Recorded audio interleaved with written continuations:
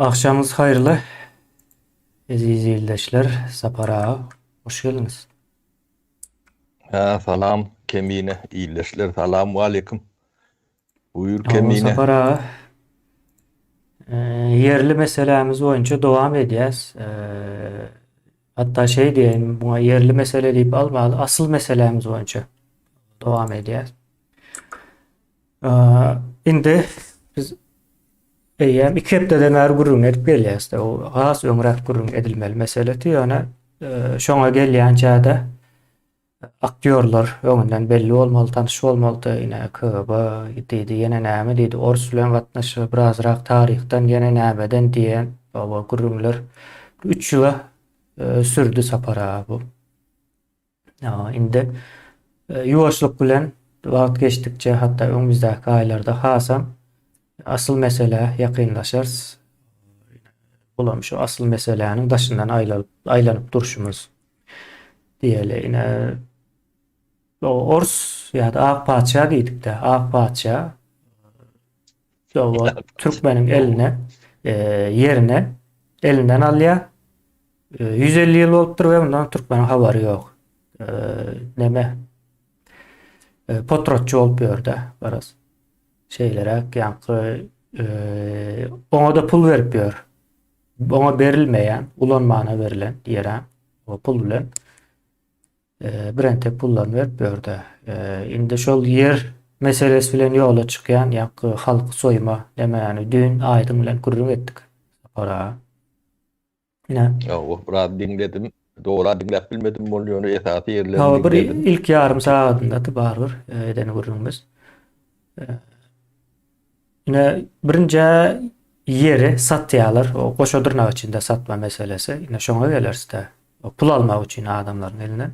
Soň ýeri adam ine aldy da ine meniki diýip ýa-da üstüne jaý gurup bilerin diýip bir düşünjesi. Ynamy döreýär. Ben bulam jaý gurmaly. Jaý gurmak üçin pul ýok. Näme diýär? Daşyna çykýar, işläp. Şu Türkmenistan içinde jaý gurup ýörenleriň köpüsi daşynda gazanç edip gurýar. Soň bularyň o jaýlarynyň hem nemesi kımmata gelýän eken sapara. Biraz hasap etdik, entek tüýüplü hasaplar o çykar. Olam kımmata gelýär. O taýdan umuman aýdanda yer meselesi boýunça türkmenlerden bir 100 milyardyň üstünde yer, jaý bilen bilelikde 100 milyardyň üstünde pul alınıpdyr. Soňky 15 ýyl diýip alaly. Indi bu pulları kim aldy, nereye gitti? O Türkmenistan'ın o Merkez Bankam yok, hazinasam yok. Bu pullar nereye gidiyor?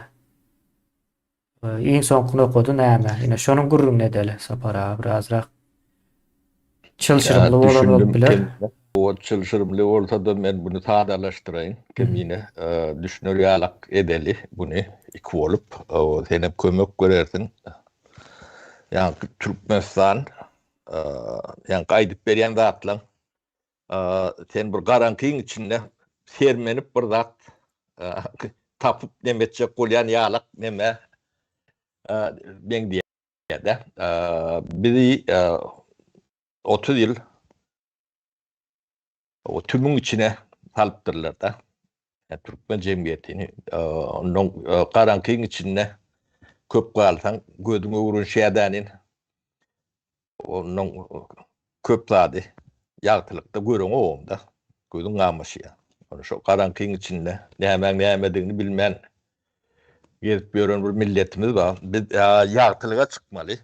Aýdyndyga tümüň içinden bunu çykmak üçin hem biz ilkülek hemme adamdy problemlerimizi gürlemäni gündeme çykarmany öwrenmeli. Gürlemän birek düşünüp bolýanlar gürlemän problemany orta çykaryp bolýanlar gürlemän o problemaň çözümini tapyp bolýanlar. Şoň üçin biz gürleýän Türkmenistany gurmamyz gerek. Nätäde Türkmenistanyň bir iň esasy nemesi bir gürleýän o gepleýän gürleýän Türkmenistan bolmalydyr. Yani aýdýan zatlaň nemesinde hem de görünüp duran zat. Aslında. Onu göremzok. Mesele şu taydı. Öyle bu aktörlerim hem ben. Yani onu göremiz yok tabii. Tümün içinde gözümüzde Bizim şol oyunun içinde diyeniz mi? Şunu yartılığa çıkaracak bolyan adamlar bu halkın düşmanı değilen adamlar de bulur garıp kutordular. Yon Türkmenistan'ın katı giyiniş olmasa da gerekli derecede bürokratiyat vardı. Nomenklatürası vardı. Onu yok ettiler. Nomenklatüra değilen zat hem bir yerde işini bilen adamlardır. Yani devleti yöneten Yani nomenklatüradır. siyasetçinin edecek olan yanlış işine yanlış deyip aydıp bileceği adamlar da. Yok, hep teknik nemli oluyor, kadir oluyor. İşi bilen adamlar. Siyasetçi öğretmendir diye. Yok, siyasetçi oğurlamadan başka hiç zaten bilen nedir? Siyasetçinin bileten bilen nedir? Siyaset diyen de düğünün başka da attır. Halkı bir yönü uğrukturmak demettirmek. Yönü yankı karanlığın içinde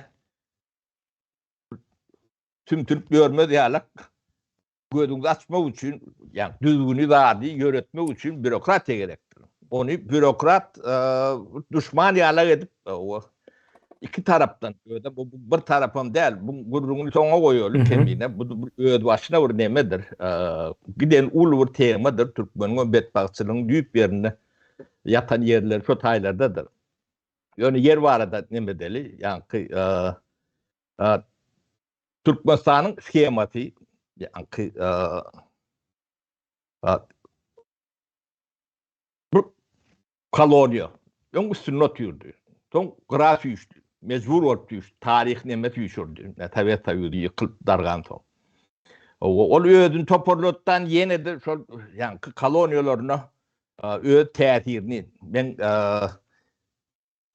milli behbitli bir regionum deyip tesirini aşağına sok. Tesirini aşağına saklamak için şu cemiyetler koloniyaları birinciden bilgisiz olmalı, ikinciden garip olmalı. Şunu ne edip kurulmalı? Bunu kurulmak için yani yer nemeten bir nemedir. Yerin eğeti olmalı. Birinci nemeti.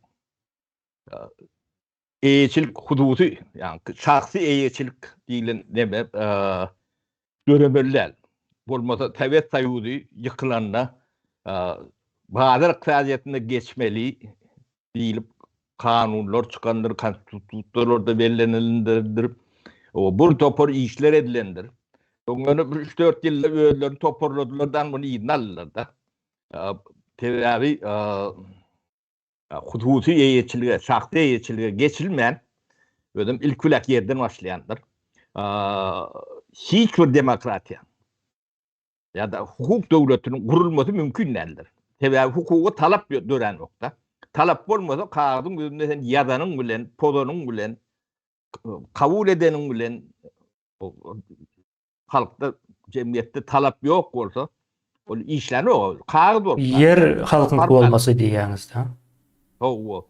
Yani yer eğitçiliği halkın bolun yardayında hem kanunu, düzgünü talep görüyor. O halk talep ediyor. Ben yerim şu kepili olmalı. Kepili kanun olmalı. O kanunun kepili ne devletin ne Floryalı kuruluşları olmalı. Dilen onun giden zincirler demek ki diye de. Yani bunu beyleki olmayan Respublikanın içinde en ilk düşünen hemen bunu durmuşa geçirip başlayan Respublikaların biri Türkmenistan. Ne bandır ciğer Kütahya kemiğine. O Türkmenistan yerleri yani 95. yıl yani sürümlü yerlerin 60%'ini yani hududu şahsi eğitçiliğe geçiripti. Yani geçirenlerin biri men ne çok afterların biri. Yolun etaati generatör diyten oluyor. İdeyi hem benim hem de ben ayrılan ton hem becetine bir nallar da. Men o taylarını bir grafi şurayın o bolon dağıtlar. onu ayırdılar. Ayrılanın emeti huduta eçilik bolmalılar. Yani halkı gariplaştırmak emeti. Onun kanun çıkarıyorlar. Onun 2004'te çıkarıyorlar. Neyim üçündür. Onu İran çıkarıp boluyordu. İsteyen ortaları edip biliyediler. Yönü çökkençe, dargıyança sürediler. Bundan geçirmeyle korktular mı? Çekindiler mi? Tevavi yok. Yer paylanıp verilenler. Huduti eğiçilgi. Birden almalı cesaret etmediler onu. Böyle ediptirler. Ödem yuvaşlık bilen uğradıp alıyorlar da. Son kanun çıkarıyorlar. Yer devletin satılmalı. Ondan yer yani, yer hazinasını öğrettik deyip yer var arada etaat kanun çıkarıyorlar. Yer satılmalı. Onu düşünüyor. Yer satılmalı. Hazinanları düşünüyor. Yönü, siz o yeri sattınız da o pul yere gitmeli. Hazine vardı mı? Yok. O cüvlerine giriyor. Ödem berde bir katı bir ayrılan bir kebe vardı. Yer satın alayan 6 milyon halk. Pul alayan yani yer satyan neyine? 1 yarım adam. 6 milyon pulu yani 1 yarım adamın eline geçiyordu. O yani öndürücü işler yani 6 milyon halk. Burada öndürmeli, burada şöyle öndürmeli. Devleti. Bayıltmalı, burada şöyle bayıltmalı. Önümçülük etmeli, burada şöyle etmeli. Yani olur gariplaşıyor. Köpü işleye yönü gariplaşıyor. Ne kendi işlese son kötü kendi gariplaşıyor. Onun nemesi var. Onun yeri ben şu kompütürde bir zatlar deme diye oluşur kemine. Ben yok değil.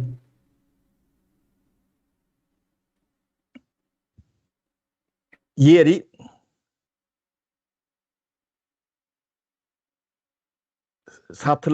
satılayanı yani, Türkmenistan'da bilmeyen adam yok da. O bilmemedliği mümkün değil. Tabii hem şeyin kontrol edilen bir devlette 6 milyon adamın yer satın almasına bilmeyen adam kuruluş olmalı. Tabii ne Türkmenistan'da biri internete çıkanına ertesi son öyüne vat biliyorlardı. Demek hem de kontrol altında demek. O prezidente katgayran söz ayttan Türkmenistan'ın içinde ertesi gümülecek yerler. Demek hem de kontrol altında. 5 milyon 6 milyon halk yer alıp yer satıp gören vakti bunu bilmemezlik mümkün değil. Ödem satılması qadağan. Onun bu bir küçük zat diyalak. Yönü bir kanun vardır. Yani matematikada küçük tanrının kanunu deyip küçük tanrının demeti kən olanda ulu kan sumu oluyordu. Zakon malık çiğsiliyordu.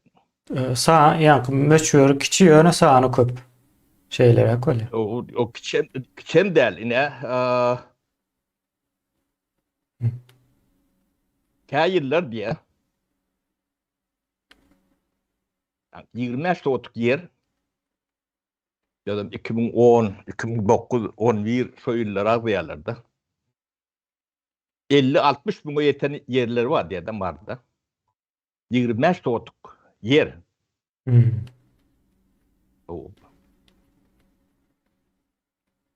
Düşün bilen mi? O pul yer hakkı diye. Türkmen'in hazinesine giden o. Banktan hem geçen o. Düğüne maittan siz. O akıl Türkmenistan'a alanda bir 1 yarım adamın birinci neme El şolong nemetine düşüyor.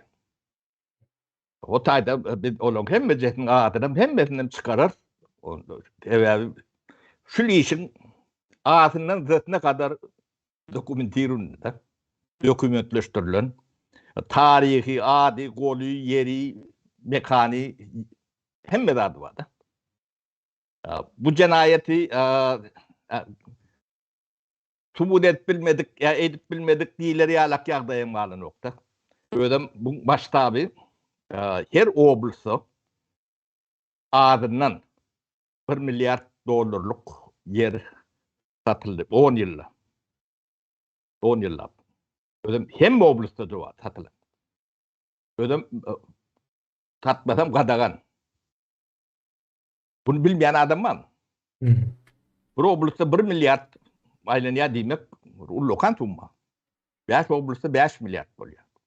O 5 milyar 10 ýyl köpöltden 50 milyar. Bu iqtisadiýetin daşyna çykarlar, o tarapan bar. O dur entek onu oňa da gelir. 50 milyar ad pullal 50 milyar müň ýarym adamyň içine. Yani şol adamlaryň alýan adamlaryň tany müň ýarymdan geçen ok.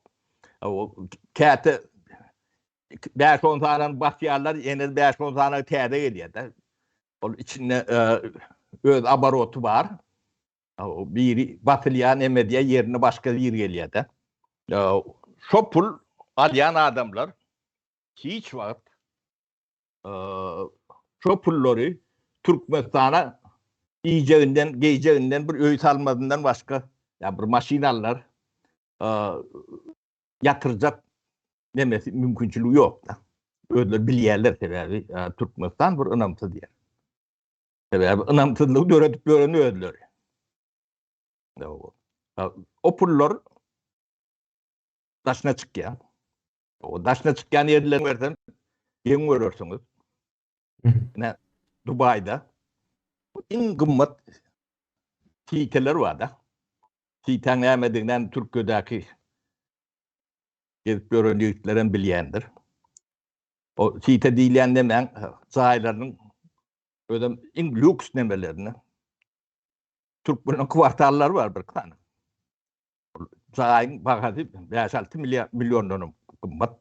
Bunu her ayda aidaty 2000, 4000, 5000 onu bir fabrik zavod işledip olur ýalak pul bilen ýaşap bolanok.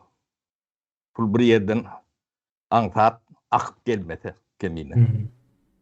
On bir bölejegi, ýöne başga bölegi var. Yani pul aklayan yemeler var da. Ortaýetden var, Türkiýeden var. Ne saýlaw oturur, ne iktidar degişer bolýan. Ne olağan ucu çıkıp başlar, yem çıkıp başlar da. Derde bir ulu bir soygunçuluk var da. Soğun soyunýarlar, halk soýýarlar da. Derde soýulan diňe halk. O pulun bir öpleri yankı edin köne padşahymyzyň wekillerine gidýär da. Ne Dadaýew diýip birini aglak geçdik de. Şoň kimdigini bilýäňizmi? Ne telekeçiliň nämetiniň Näme Aleksandr Dadaýew mı? Näme şu? o. Ne şolary ýalak başga da Türkmenel familiýalaryň kän, ýöne Türkmen familiýalaryň kän. Ne milyardlap, milyonlap Türkmeniň pulu daşyna. Şolar Türkmenistanyň içine 1 manatlyk ýatyrym ýapan ýerler ýokdur. O ýatyrmadylar hem o pullar daşynadyr. Öýlerim köpse ýem gaçandyr. Maskalalarını daşına çıkaranlar Amerika'da da kän, Angliýada da kän bulan hemme biz bilýär. O iş geçiripdir. Bulan gitjek yerlerim yok. Bulan hemme jehniň puly gelir, öýlerim jezalaryny çekerler. Sebebi Türkmenistanda zavod, fabrik kurup işledip bay bolan adam mümkünlerle yok. bolmasa mümkünlerle. Bular olur ýalak pul nireden alıp bilýärler. Gelin Toro ilmdan mı var? Onu yani Birleşen Milletler Uğramasının onlarca rezolüsyonu var da kara pulun trafiğini ödülýärler de. Ben trafiği şu. Onun şeyle olan son halka garipleşýär. Bir tehilci bun yarım daşından olardan galan gaçany bilen oňup görün ýene de burnun yarım bolup biler. Olar ikinji nemede. Ya ikinji uşak diýeli ýa-da ikinji ya aýlawda alýan nemeler olar uly neme bolmadygy mümkin. Ne Türkmenistan ne şondan elit yani major dip yani neme ýasap göründirler Türkmenistanda şolardan elit grupy yani gatlak elit diýen gatlak şol yani Türkmenistanda yani aýallary yani kellelerine ullokan neme geydir bir 5 metrlik köýnekli o göwütleri silikonly Sigan ýaly. o doktor silikonly o bir topar ne göjera ne görüp göründe atlaňy bardyr. Ne şo pullar şo taýdan gelýär. Şolar ýalak. Bu ýeke yer bu bir stoşny. Ýöne iň ulus stoşluklardan biri. Ödüm halky ýa-ni ime baglan ýalak boynu ime ura diýerler de çöregi. Ýok. Türü ýa-ni göçenli o çopanyň ýanyna şol çopany eline dank ýetýär da giýje aýagyna dank ýetýär. Yani çöregi ururlar neme ýanyňda ýetýär da. Goýun höjek gelende göçýär da türü. Sonra seni çek oýurýar. Yani o goýun elimden mi sen ýanyňda? Yani çöregi uğraşypdyrlar, soň çörek korkusyn gelýär da. Yani Türkmeni şoňa uğraşypdylar, yer berdiler. O ýeriň üstüne bir tünök galdyrmalylar. O mecbur tiriyekkeşik nemesi ýalak ondan emmeterde. O galyň görülen köpelýär. Her sana oğlum olsa 5 tane öýüt almaly. 18 ýaşdan başlaýarlar tüveleme. O ömrüňde bir öýüt alyp bilseň ne ýaxşy onuň öýüt alyp bolup görög diýerdi o dünýä. O Türkmeniň ömrü şeýdik geçýär. O salyanan bir kesek. O da iýdili bir neme däl. Bu taşyndan teredeňde bular görenok mu diýeňde o tümüň içinde görünenok belki de şeýle bolmaly. Şoň üçin biz şo tümden çykmaly bir käbir zatlary görüp biler ýalak ýagdaýa gelmeli. O tümem ýörüýte diýerler. Kemine. O tümüň büyük nemesi ne ben molimler barada soru verdim de şun. O şo soruň gaýtalatan men ne çok büyüklerini aýtyp bereýin ne. O nebeme. Yine muallim gelýär, okuwçyny gorkuzýar. Yine pelança şey edipdir. O soň muny türmäge basypdyrlar, ýok edipdirler. Diýip muallimler okuwçylaryň arasynda şo gürümler edýärmişler soň wagtlar. Biz eýem bir näçe ýerden eşitip bir näçesiniň izini izarlap bers, bir näçesi hem ortada çykdy. Ýa habar nemesine uğratdyk da maglumatlary. Sapara ýani okuwçylar gorkuzýar, muallim edýär, soň näme de baryp o polisiýa sam mektebe bargan ýygynak edýärmiş. O taraplara. Neme kemine ne bu da atlary edýän neme muallimler yani iceberg'in yani üst nemetleri yani su üstüne çıkýany Kıgıban Magarfi bilim nemesini kuruyur dediğen upravleniyeler vardır. Adliyeler vardır. Hemen yeni de ideolog yani kardiniyur dediğen, kontroliyur dediğen upravleniyeler vardır. Ne şolar mekteplerin içinde muallimlere çendi. Şoň içinde uli iş geçirýärler-de. Geçirip bunu 95'ten başladylar-da. 1995'ten. 94'ün ortalaryna çala telewizyon ne diýär-de. Bizim ministerswamyzda da bir ýygdy ýerleşdirdiler. Oňa kabinet berdik biz, eme berdik. Näme üçindir Kawgazdan biri bizim ministerswamyzda oturmalmışyna.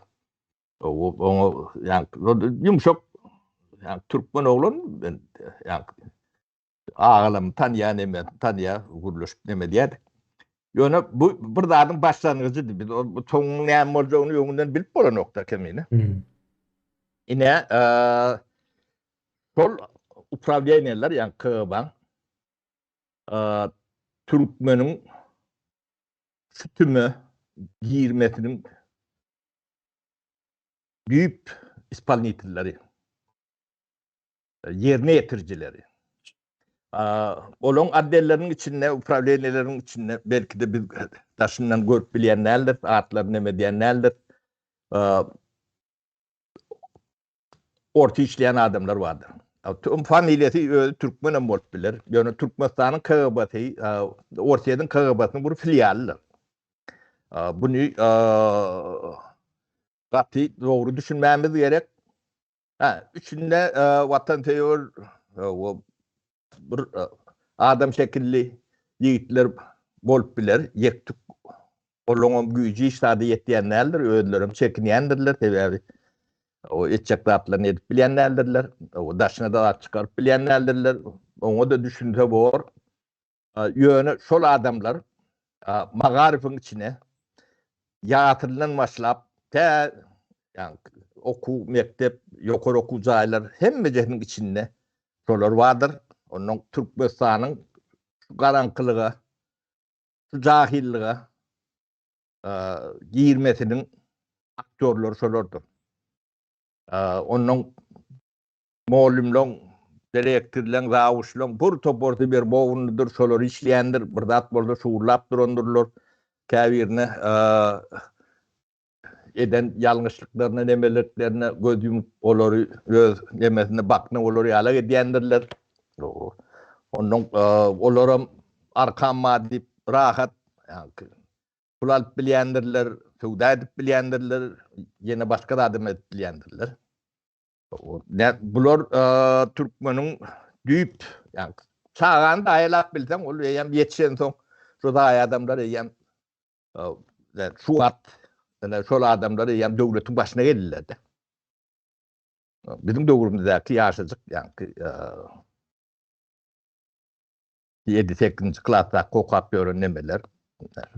Bular türkmen mekteplerini ýaşlary tirýege öwreden şulardyr. Muallimlaryň üstü bilen edildi köpüsü.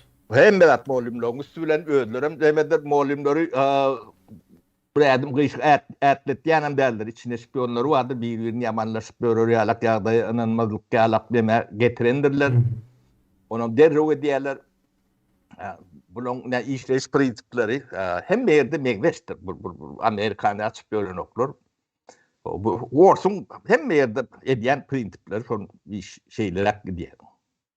Ine türkmen öz düşmanyny ýakyndan bileti gelýän bolsa, şo guramalarda işleyen adamlar hemme jesiniň atlaryny, familiýalaryny şu atdan bilmir. Biz oň tönemesini biler. Gitjek ýeri ýok. Bu adaletden tutma ýagdaýlary ýok bular. Ýöne öňünden bilseňiz, siz üçin düşünükli bor. Şu da atlar ýalňyş bolsa, men ekrana çykyp aýdyp oturna şol şey diýenlerini. Ýok, biz şunu etmedik diýip çykyp aýdyp düşündürip berýän bolsalar, biz oňa da var. Biz dinleşeli, nemedeli, toğra vereli, olur jogap bersin, ya olur toğra versin, biz jogap bereli. Şunu etmedik diýen bolsalar, bolsa sesini çykarmasalar boyunallygy dogry bolýar. Şu halkam bunu ýaşady, soňçu bunu bilýär. Yo, bunu halk mı özü aýdyp dur, şunça pul verdik, bunça verdik diýip onu. Yo, yankı neşe keşiliyor mu? Olam şeyle. Yankı şuurçuluğum okuwa da ne yankı ruhnama ne girdiler mektepleri. Ne şulun el bilen. şular kontrol edýän şular. Hmm. Beýlekli atlarym. Kasany getdepde ýerde durmaly, o näýlik aýtmaly, aýtdylarmy aýtmadymy kontrol etýärler şular. Bolanlar. Ay İslam zok ýöne o näme del ýokardan gelen buyruk diýip etjegini edip berler. Ýokardan gelen buyruk näme O buyruk. has ýokardan geljek buyruklar üçin näme ekan bularyň taýýarlygyna. Ben bir küç ýyl mundan öň bir bilim ministrligine ornatar ýadyna çanlyk upravleniýe bolan bir ýigit bilen görleşdim-de. Anana realak dälýärdi. Ben ya gorkuýma diýe şu wagt saňa da aýdyp bilemok diýdi.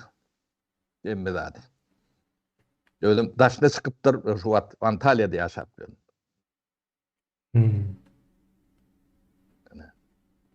Bulun edýän datlary Hudaý taklasyn.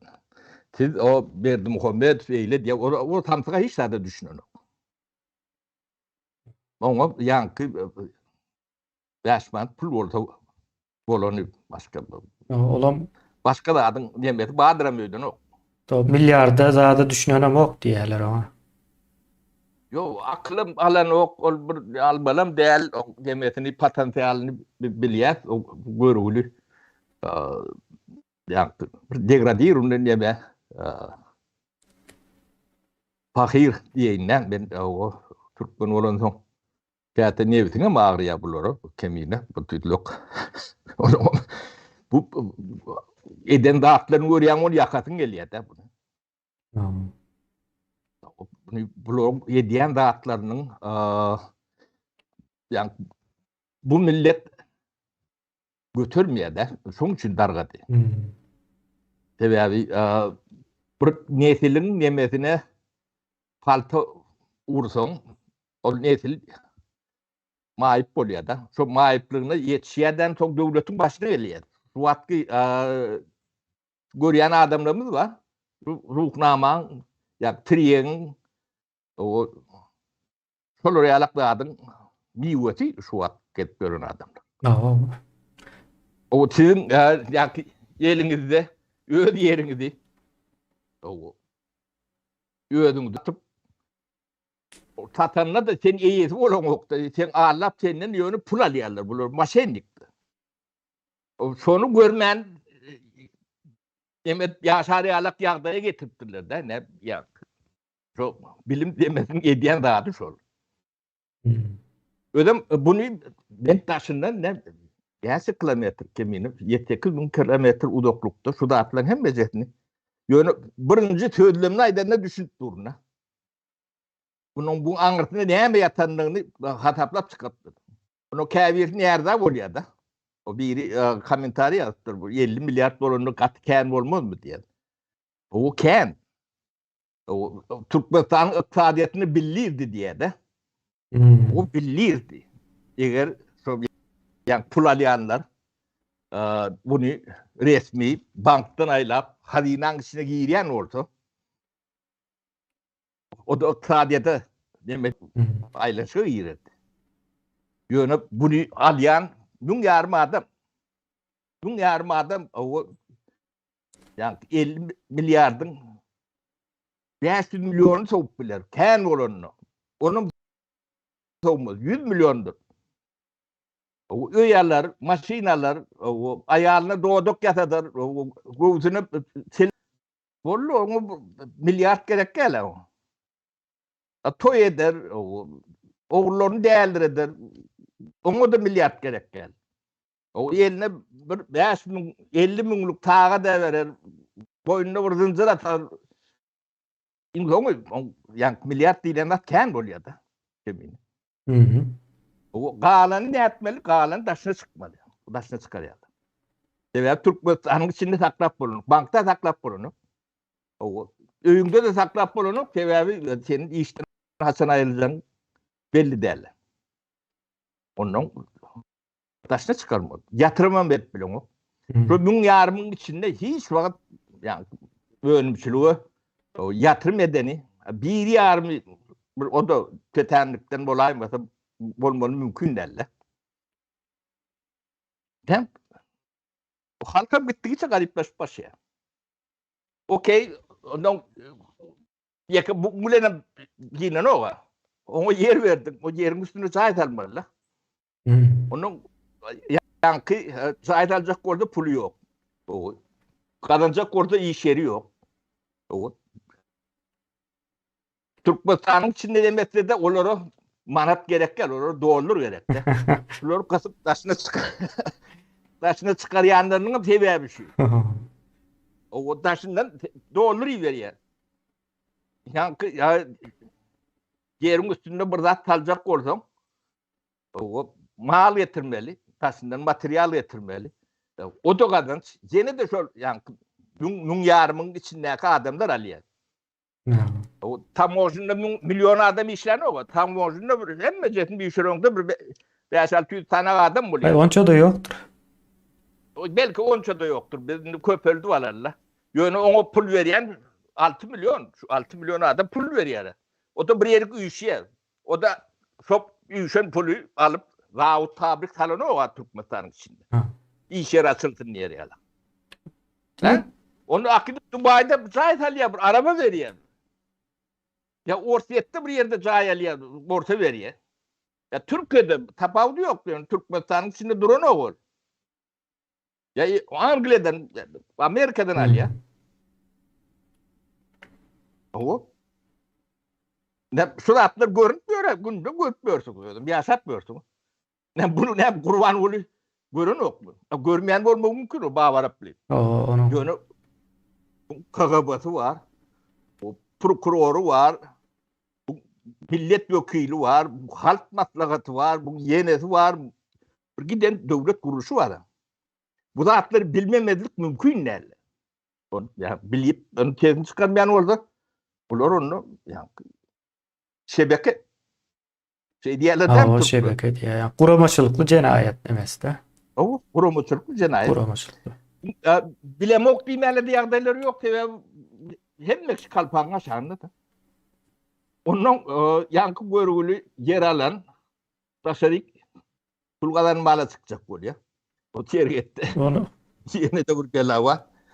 O migrat edip ona pul verip çıkmalı. O taydanım soyuyorlar. Bu hayır tarafına yatsa yani soğun soyunu alakta. O gelecek oluyor arasında pasportu soruyor. Ona da pul vermeli. Yine de yankı alak. Yine de şu dünyarım 2000 adamın nimetine gidiyor. O veriyon alyan şu dünyarım o cemlerde 3000'e yeten oklar şunun hem becehnin nimetı. Pul çotayık üşüye o taydanın taşına gidiyor ya. Ne? Voltbjörn zat bularım yankı halka çıkıp bir korrupsiyle görüşüyet diye. O bu ne mi diyelim kemine? Çoğunmeli de ne mi? O ne bilen görüşüyorsunuz belli. Näme üçin o korrupsiýa bilen görüşýäs diýip aýdýarlar olam. Deme de günah geçileri gözläp o şolary görkezmeli de halk öňünde. Ýöne men ne gynanýan zadyp kemine yer diýekde ýani 25 otun gurrun etdik de. Ne men görümde 600.000 hektar 25 otuk diýme 600.000 hektar yer verdik. Halka paýlap berdik. Mut öyle birinden yeka köpük veren olsa biri aitsın. Öyle mülklük. Öyle şolun yeri. Öyle her kalkoz öyle yemelerini verdiler de. Yerim şol adamdan aslında da şol şeyle olmalı. Yani şonu veren adam halkın düşmanı. Olurum halkın kahramanı men çoğun demediyen. Pul verip soyup onam yankı yerem aslında hakykatda onunki däl. Olar gahryman oldu. Öyle hiç kim onu derdim ben diyen ok. Elden alandım allarım diyen ok. Tek o doğal oturup yetişmendir de 2-3 ýylda. Halkı şu derece getirdiler de yani odam şu bilimin üstü bilen ettiler. Hmm. O sapara. Bu bir bu döwletin garşysyna edilen, yani döwletimden jemgiýetin, türkmen jemgiýetiniň garşysyna edilen aýlygan jinayetlerden biri. Hmm. Sapara. Onuň şu ýene kemine şu öňünde, yani öňkü bürokratiýany ýok etmedik bolsalar, bir ýerde biri bu durum beýle bolýan näler diýip aýtmala bilýli adamlar bardy da. Oğlum hem meceti yani köni Sovet bürokratyası bağırtı yani para alıp bören yani emet bören dip düşünceni ben hiç adam kabul edemok etmedim hem yönü şonu iyi şey kabul ettirdiler de millete. Hmm. Ödem bir kaptalına diktaturan hükümet var, beylek kaptalına da bu men apadiste men näme dip o tarafı var da. İki taraf bolup şu bürokrat yani nomenklatur yani bu atların dillerini tıklayandırlar. Bunu bir halkın düşmanı alak var bela şolorda alak edip şoloru yok etmeli. İki taraftan demedip yok ettiler de. Bolmasa bu da atları düşünýän bunu etmelilerlerini edäýende de beyledilmeýänlerini bilýän adamlar var da. Olara ne bürokrat dip şu adam aýdýandylar. Ya döwletde işleyen adam bolsaň hem sen ogru bolmaly. O orsetde de şeyler bürokratlar erwetde ogru ýene näme diýip görkezýändirler. Şo ýagdaýa da getirýärler ýuwaşlyk bilen getirdiler emne. Onun arkay sen yerin değil bu yönü onu satıp nemet görmeli bettiler de. Yani şu bürokratları yok eden tonlar sudatlar rahat edip buraya da. O 20-30 yıllar bir adamda cırt çıkan derler. Ne şunu ne şuur kaldırıp otuyorsa.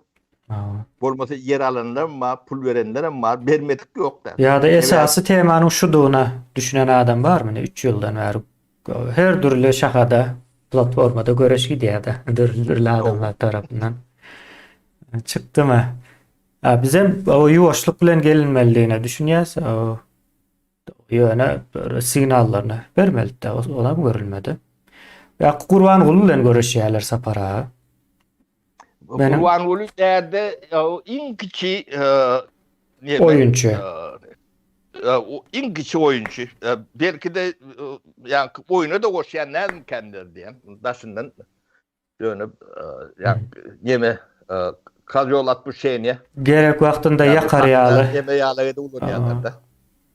Gerek o şu stayda 50 milyardın aylanayanını Gurbanuly bilmedim. O ne derecede bilýänler. Dönüp pul almalylığını bilýändirler. O 40 milyar verendirler. Baryandır. Dönüp bu köpüsü bunun arkasından tak tanımayan vardır.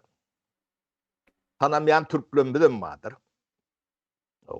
Bu iki döwletim Türkmenistany soğun toyunýarlar. Toydular. Yani o döwletin adyna giden ok bu topar iş adamları şolong emeti bilen gidýär. O sapara vaktimize mazalya menim nemeleri aýdaýyn sizin. Aýdan yerlerinizin käbir ýerinde durup geçjekine ýa-ni 1,5 müň adam bar diýdiniz de buna. Şo pullary jemleýän adamlar dogry dälmi? Esasy o 1,5 müň adam bar, ýöne o taýdanam durup Akpaçağa gidýär ýa. Olar öz nemesini alýar, böyle. Ýene bu näme ziyade? Gaýeňiň başlygy bardyr. Gaýeňiň başlygy işçilerine şunça pul getirin diýär hepdelik belki de. Tawşyryk berýän bolmaly. Olar hem şonça pul tapmaly. Şonuň üçin hem ýagam ýazmasak bolar. Protokol dolduracak ýene näme diýip başlap berýändirler gaýlar. Olardan gaýeňiň başlygyna gidýär. Gaýeňiň başlygyndan hem bir stayda edil avtospektra gelen daýda şu gaýyň içinde bir addel bardyr. Yani nomru berýän addel adyna näme diýilýändigini bilemok. Nomru berýän addel. Texas Motor nemeler ýalak bir $2,5 milyon berip işe girýär. Ine. Marda şonun alak tartasy. O Aşgabatda belki ondan kendirektir. Ine. O köçede durýanam däl, ol ýa taňa nomry berýän. Aha. Indi o 2 milyon ten ýa o pullar näile aýlanýanyny gözüňe getirip bilen bu taýda önümçilik ýok, hiç tap ýok. Awa, yani önümçülük yok. Yönü ullakan pullar aylan. Ne dip bolýar bu? Näme meň ziyada? Näme diýilýär ona? O Gollandiýanyň gül ekip batyşy var ya. Oo. Onlara beter. Näme bir zat tulip diýilýär, onuň wakasy var. Ondan beter kemine ne yankı nomuru berýän oğlun 2,5 milyon ver demetdi. Şeyler giyişe girdi.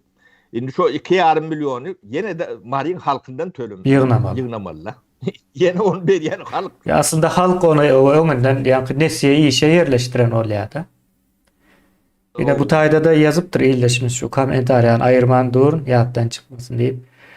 Eğer yer paylansa yer bereriz deyip de öňünden pulunu alýarlar diýip arçynlyklar. Bu näme diýmek? Öňünden pulunu berýär.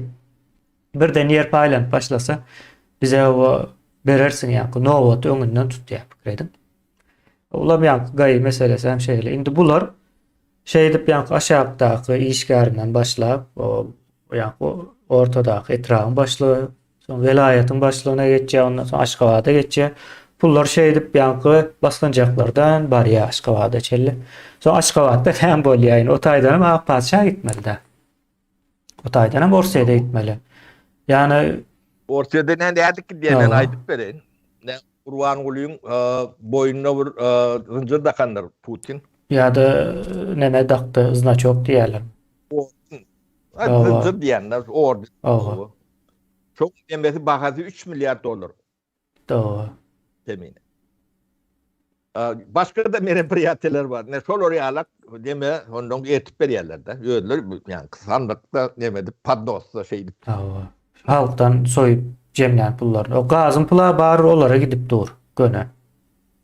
O gazyň kim al? Onu düýün aýdyň bilen gürrüňetdi ýa-ni Türkmenistanyň Orsiýada gaz berişi, ýa-ni satyş diýip geçýärdi, ýa beriş diýip alabys. Ýa-ni ikisi azalypdyr. Bu ýylam ýene de azalmaly. Yani Türkmenistanyň ykdysady nemesinde bir o üýtgeçlik dollarynda pese düşüşlük ýa-da ýokary galyşlyk hiç zat görülmedi. Diýmek hiç ýyly pul gelen ok gazdan. Oňa aýtdyk. Yani ýene bu zatlar hem şonuň işaretlary da. Kemine o gelmeýän bilen alalaşarsın. Sen ýene berge diýer. Berge diýär. O gaz berip üstünde de berge. O bergini näme diýen? Sen oň ýatyrymlaryny gaz çykajak bolsaň ýöne öz çykan oga. Oňa ýani bir topar teknologiýa gerek, gadyş eýleki turboprovod diýen näme de bir topar işi bar. Onu Türkmenistana karz aldyryp Özüne ettir diýerler garas. Özüne ettir diýerler. Onu 5 manat bolsa 25 manat diýip ýazdyryp. Türkmenistan beriri bolýar, gadyna bolar alýar. Neme ýaly da sapara soğan ektin, o üýşürdin, indi satjak bolup durkan gelýär soğanyňa bu meninki diýär. Meninki ýöne diýär özüň ulagyny tut, öýe getirip döküp git diýýär. Hayran galar ýaly. Indi sapara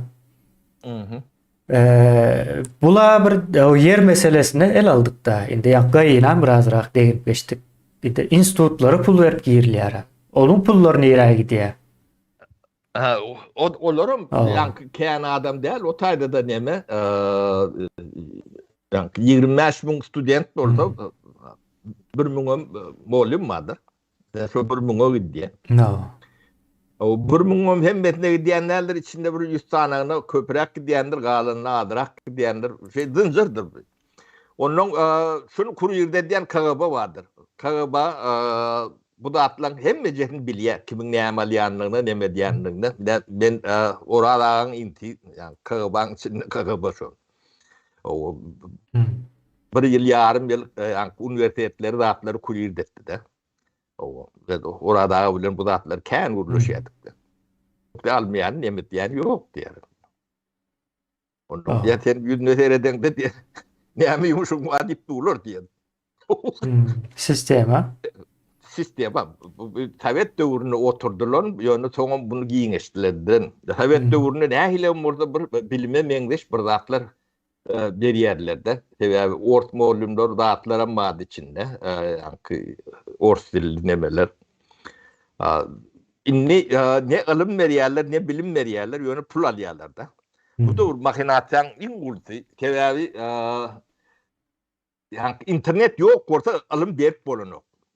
Çoğu düşünen oklarda. Bunu Allah bilendir diýerler halky. O internetem yok. Buna bady görkezek bolýarlar. 25 kilobaytly gorsly internetten internet bolmaýan. Oňa bilen ýa-ni adamda ilim bilim öwrenir ýalak ýagdaý ýok. Oğullarda düýümlen ýok. O şo bolmasa da ilim bermek mümkin däl. O da bir ýana. Ýöne Türkmenistana ilim bolmagy mümkinem däl. Ilim ýok. Yani ýokary bilime de ilim diýip aýdylanok. Yani ilmi neme däl. Ne Türkmenistanda nemeler vardı kemine. Yani bazı fakültetler vardı. Fizika, matematika, himya, biyologiya,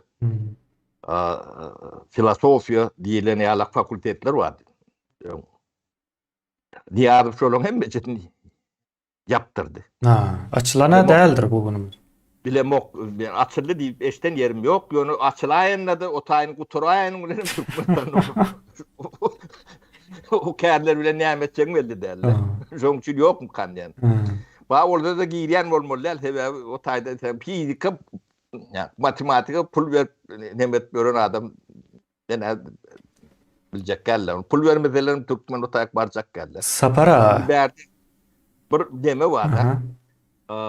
Kemine şu bazı bilim bolmasa o beýle şu döwletde bilim bolýan nädir, şu döwletin geleceği bolýan nädir.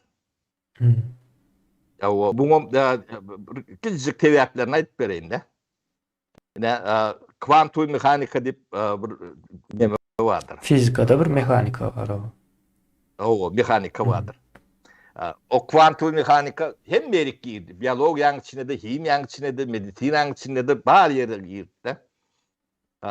Inni şu wagt yer şaryna öndürilen waly produkty bar. GPD diýem, näme diýerler ingilisçe? GDP. O GDP. Şu GDP'nin 50-60%'ni şu kuantum mehanikaň täsiri bilen döredilýär. Yani inni şol bazı bilimler, ilimler yok bolsa Türkmenistan hiç wagt o adam bir ýylda 2 ýylda ýetjen oga. Yani çok kuantum mehanikaň demesi yani kazançdan mahrum. Hiç wagt kazanmaz. O birine bagly bolýan-da. Yani know-how'dan bolmasa sende bolmasy mümkin däl. Badasy ýok. Altyapysy ýok. Bu döwlet adamynyň şu zatlara düşünmeýän demeleri Ýa-ni bawaraplyny goýýarlar. Bawaraply şu zatlara Düşünmesin. Adam därler. O Niýazowyň kellesi ýankyňka görä birazrak gowy tutuşanam ýok etdiler-de ýanky. Şonuň kıçada gowy bolmaly däl ekeni. Kemine Niýazowyň edýän zatlar barda. Balet bilen opera teatr barda Türkmenistanda. Şonu yapdy. Bu Türkmeni gerekli zat diýerler-de. Şu ince, sungoto, merakly, yani şoňdan gyzyklanýan, ince akylly, bir gatlak bolýandyr jemgyýetde. Elbetde da bar o. Ana şolar bir ýerik, yani üýsürýär, yani balet ýeme şol adamlar. Yani şol adamlar, yani bir demeýän jemgyýetiň bir intellektual demesiniň hamirmaýaty. Bu taýdan kötürk diýe beýlek nemeler. Aristokrat diýeli birazrak. O. Aristokrat. Türkmenin şungur pikir edip bilmeyeninin büyük sebebi ne? Yani bazı bu inemeler yok edilen ne? O yani sungotta da iyi içerikli at olsa onu yok edilen. Onun o buğdura tip öğrenler tanz edip o aydmaydık kıyıp görmeli. Yani şu adam halk artistlerin başında bir topar rolünü ekrana çıkarıp o ne şey öğren millete vurdu. O sunugotam, operanam. Hem Emma de zatı hem- yok edi yani. Cemal Saparvan çıkarsam operam öz bitti ya da. Ne yani Kağıban upravleneleri değildi ya. Ha. Yani suratlara Çolon eliyle ediliyor, çolor ediyor. Yani ki o niyaz boşun yapma lider yani ne solor informatı verip kelletini demedip şey ya şunu etmeli hükman. O bolmasa bu topor bahanların tapyandırlar. Doğru. Yani solon demesi hükman atlar bile yüze çıkmalı. Yani solon içinde 4-5 uşak şu orta hizmet etme öğrenmeler çıkar. Tohumlar çıkar. Yani Serdar Durdu Floryalak. Bu topor Floryalak demeler vardır. Tabii biz kanımız bilen kurduk deyip öğrenmeler bolmolla. Orsun Kağan'dan söz ediyen olmalı olur onda. Şey diyenler. Orsun Kağan ne iyi çıkıyorlardı. Hepsinin tersi işleyendir. Onu yani tercih etmelidir tersine. Sapara. Ne kemiğine yer varada akneme şol bu mesele katı ulu meseledir. Men enteğen bunu bir kepleşikte bir kırak ucundan demettik de. Ne şun demesi sizine kısılıp taşına çıkarmanın sebebim şolong demetinden kaynaklanyandır. O pasport vermeyenlerin sebebi şundandır. Yani migrasyon taşına çıkacak olan bir topor doküment artık nemeleri işleşi, nemesi hem de şu nemelerden de yani kıyalak sebeplerden geliyendir. O migrasyon diyen demeyenlere duruşunu iyileşler şu at var bu otla sonra size ordin veriliyor gelecekte. Olana görün yerinde onu yak vermelidir çoluk. Hem de sebebi kanunun dışındaki kuruluş şu. Yani Türkmenistan'ın migrasyon kuruluğu deyilen kuruluk vardır. Ne Türkmenistan'ın konstitüsyon dışındaki antikonstitüsyon bir kuruluştur. Edip böyle işlerinin 100% hem de kanunun karşısındadır. Onun için sonra iyi işleyen adamların familyalarının da adlarını yadınızdan çıkarman, o gündeme çıkarın. Çolong hemmesi Türkmenin kaniyim düşmanıdır. O siz muhabbetleri olur, kıyırıp demet bölmen ne? Çolor yalak demelerdir. Öyle mi? Çotayda da eğert ulpuluayla yandır. Olurum 50-60 sanak, ya onun ve sanaktır. Yönü şolara pul veren yine de 6 milyondur. Olurum sizin pulunu da alıp başına çıkarıyorlar. Sapara bunu indik çıkışta hassa o çungurrak alalı. O bunu bir ayraten aydın bilenem bilelik de el alın. Sonra o halmırada bilenem el alırız. Bugün Cem'le alsa ildeşlerimiz uzun olya çıkışlarımız 2 saat böyle uzun deyip o şikayet ediyorlar. Şunun için şikayetimi kabul ediyen ya bizim bir saate sığdıracak olalım bunu deyip boynumuzu aldık. o bir saat layık bollu şu vat kemiğine ne? Onda Sapara sağ olun. İyileşler sağ olun. Olya sağ olun. İndiki çıkış biraz rağım çungurrak olur. Olya sağ olun onda.